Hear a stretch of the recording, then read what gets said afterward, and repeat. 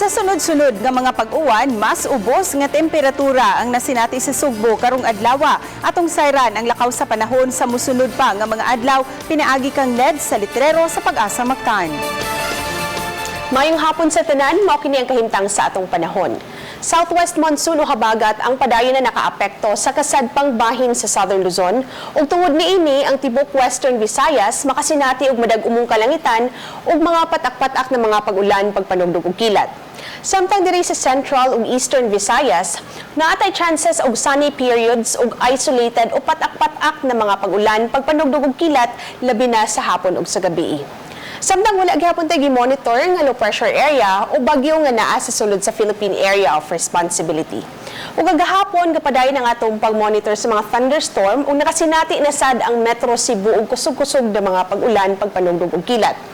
Ug base sa atong monitoring as of July 23, naka-record na kita og 15 rainy days nga naghatag natong total og 181.2 millimeters of rain base sa atong mga gi-record sa instrumento diri sa Mactan Station. 88.5% na siya sa ato ang average rainfall para sa buwan sa Hulyo. O kahimtang sa atong hangin ug kadagatan, hinay nga to sa kasarangan na hangin nagagikan sa habagatang kasadpan ang magpasulabi sa tibok Visayas ug ang kadagatan magmalinawon nga to sa kasarangan ang pagbalod. Ug ato ang wave height range magikan sa 0.6 to 2.1 meters. Atong low tide uning alas 9:47 sa gabi adunay gimubuon nga 0.56 meter ug high tide sa alas 4:14 sa kadlawon adunay pagtaas nga 1.1 meters.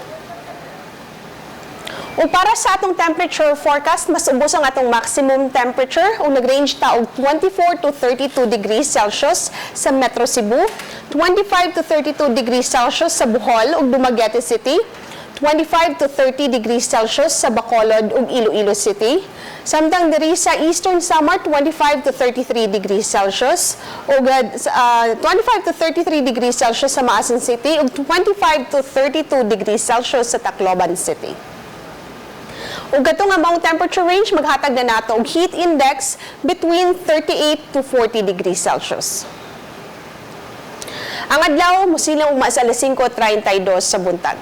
Ug alang sa dugang na detalye, bisita ang atong website sa bagong.pagasa.dost.gov.ph o bisita atong social media accounts sa Twitter, Facebook ug YouTube.